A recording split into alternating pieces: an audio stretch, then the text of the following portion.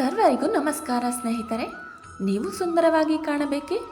ಈ ಮಂತ್ರವನ್ನು ಪಠಿಸಿ ನಿಮ್ಮ ಸೌಂದರ್ಯವನ್ನು ಹೆಚ್ಚಿಸಿಕೊಳ್ಳಲು ಇಲ್ಲಿದೆ ಸರಳ ಹಾಗೂ ಸುಲಭ ಮಂತ್ರ. ಸೌಂದರ್ಯ ಮಂತ್ರವನ್ನು ಪಠಿಸುವುದರಿಂದ ಆಗುವ ಪ್ರಯೋಜನವೇನು ಗೊತ್ತಾ? ಸೌಂದರ್ಯ ಮಂತ್ರವನ್ನು ಹೇಗೆ ಪಠಿಸಬೇಕು? ಮಂತ್ರವೆಂದರೆ ಅದೊಂದು ಶಬ್ದ, ಪದ ಅಥವಾ ಪದಗಳ ಪುಂಜ. ಮಂತ್ರ ರೂಪಾಂತರವನ್ನು ಸೃಷ್ಟಿಸುವ ಸಾಮರ್ಥ್ಯವನ್ನು ಹೊಂದಿರುತ್ತದೆ ಎಂದು ಪರಿಗಣಿಸಲಾಗಿದೆ. ಮಂತ್ರಗಳನ್ನು ಪ್ರಾರ್ಥನೆ ಮಾಡಲು ಅಥವಾ ದೇವರನ್ನು ಒಲಿಸಿಕೊಳ್ಳಲು ಬಳಸಲಾಗುತ್ತದೆ. ಓಂ ಎನ್ನುವುದು ಸಾಂಪ್ರದಾಯಿಕ ಮಂತ್ರವಾಗಿದ್ದು ಅದು ಹೆಚ್ಚಿನ ಮಂತ್ರಗಳ ಆರಂಭ ಕೂಡ. ಲೋಕ ಸಮಸ್ತ ಸುಖಿನೋ ಭವಂತು ಎನ್ನುವುದು ಎಲ್ಲ ಜೀವಿಗಳಿಗೆ ಶಾಂತಿಯನ್ನು ತರುವ ಪ್ರಾರ್ಥನೆಯ ಮಂತ್ರವಾಗಿದೆ. ಹಾಗಾದರೆ ಮಂತ್ರ ಎಂದರೇನು?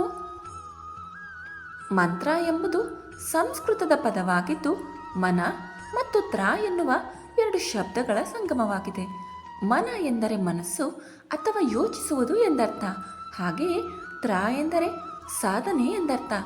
ಹಾಗಾಗಿ ಮಂತ್ರವೆಂದರೆ ಚಿಂತನೆಯ ಸಾಧನ ಎಂಬರ್ಥವನ್ನು ನೀಡುತ್ತದೆ. ಮಂತ್ರವನ್ನು ಪಠಿಸುವುದರಿಂದ ನಮ್ಮ ಆಲೋಚನೆಗಳು ಮತ್ತು ಮನಸ್ಸಿನ ಸ್ಥಿತಿಯು ಪರಿವರ್ತನೆ ಆಗುವುದು. ನಾವು ದಿನನಿತ್ಯ ಪಠಿಸಬಹುದಾದ ಹಲವಾರು ಮಂತ್ರಗಳಿವೆ. ಪ್ರತಿಯೊಂದು ದೇವರಿಗೂ ಅದರದೇ ಆದ ಪ್ರತ್ಯೇಕ ಮಂತ್ರಗಳಿವೆ. ಹಾಗೆಯೇ ನಮ್ಮ ಸೌಂದರ್ಯವನ್ನು ಹೆಚ್ಚಿಸಿಕೊಳ್ಳಲು ಕೂಡ ಮಂತ್ರಗಳಿವೆ ಎಂದರೆ ನೀವು ನಂಬುತ್ತೀರಾ? ನೀವು ನಂಬಲೇಬೇಕು. ಈ ಮಂತ್ರಗಳನ್ನು ಪಠಿಸುವುದರಿಂದ ನಿಮ್ಮ ಸೌಂದರ್ಯ ವೃದ್ಧಿಯಾಗುವುದು. ಇದರಿಂದ ನೀವು ಸುಂದರವಾಗಿ ಕಾಣಲು ಸಾಧ್ಯ. ಹಾಗಾದರೆ ಆ ಮಂತ್ರ ಯಾವುದು ಎಂದು ತಿಳಿಯೋಣ ಬನ್ನಿ. ಈ ಮಂತ್ರವನ್ನು ಪಠಿಸುವುದರಿಂದ ಆಗುವ ಲಾಭವೇನು ಅದನ್ನು ತಿಳ್ಕೊಳ್ಳೋಣ ಬನ್ನಿ. ಹಾಗಾದರೆ ಆ ಸೌಂದರ್ಯ ಮಂತ್ರ ಯಾವುದು? ಓಂ ಸೌಂದರ್ಯೇ ಸೌಂದರ್ಯ ಸಿದ್ಧಿ ದೇಹಿ ನಮಃ. ಸೌಂದರ್ಯ ಮಂತ್ರ ನೋಡಲು ಪಠಿಸಲು ಚಿಕ್ಕದಾಗಿದ್ದರೂ ಅದರ ಪ್ರಭಾವ ಅತ್ಯಂತ ಗಣನೀಯ.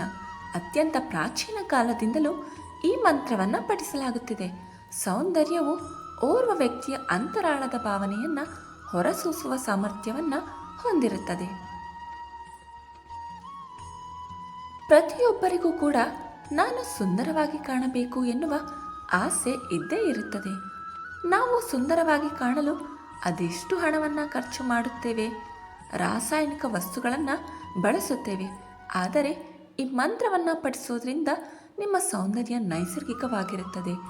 ಸೌಂದರ್ಯ ಎನ್ನುವುದು ಕೇವಲ ಒಂದು ಸುಂದರವಾದ ನೋಟವಲ್ಲ, ಬದಲಾಗಿ ಅದೊಂದು ಹೋಲಿಸಲಾಗದ ಭಾವನೆ ಅಂದರೂ ತಪ್ಪಾಗಲ್ಲ.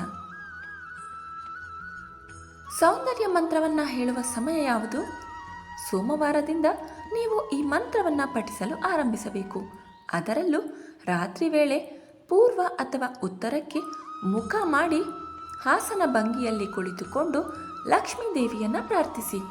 ನಂತರ ಈ ಮಂತ್ರವನ್ನು 11 ಬಾರಿ ಪಠಿಸಿ. ಸುಮಾರು 21 ದಿನಗಳವರೆಗೆ ಈ ಮಂತ್ರವನ್ನು ಪಠಿಸಬೇಕು.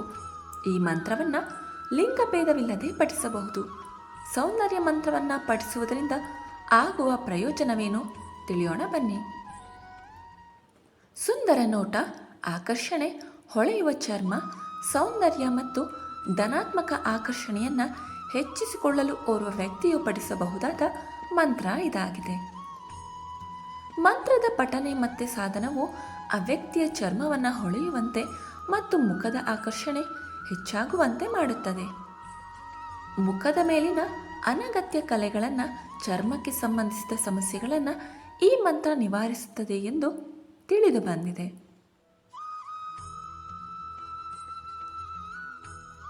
ಈ ಸೌಂದರ್ಯ ಮಂತ್ರವನ್ನು ನೀವು 21 ದಿನಗಳವರೆಗೆ ಮಾತ್ರವಲ್ಲ, ನಿಮಗಿಷ್ಟವಾದರೆ ನೀವು ಹೆಚ್ಚಿನ ಸಮಯಗಳವರೆಗೂ ಕೂಡ ಪಠಿಸಬಹುದು.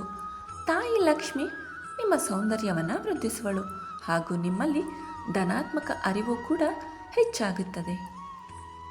ಈ ಮಾಹಿತಿ ನಿಮಗೆ ಇಷ್ಟವಾದರೆ ದಯವಿಟ್ಟು ಲೈಕ್ ಆ್ಯಂಡ್ ಶೇರ್ ಮಾಡಿ. ಇನ್ನೂ ಹೆಚ್ಚಿನ ಇಂಟ್ರೆಸ್ಟಿಂಗ್ ಮಾಹಿತಿಗಾಗಿ ನಮ್ಮ ಚಾನಲನ್ನು ಸಬ್ಸ್ಕ್ರೈಬ್ ಮಾಡೋದನ್ನು ಮರಿಬೇಡಿ. ಕೇಳಿದ್ದಕ್ಕಾಗಿ ಧನ್ಯವಾದಗಳು.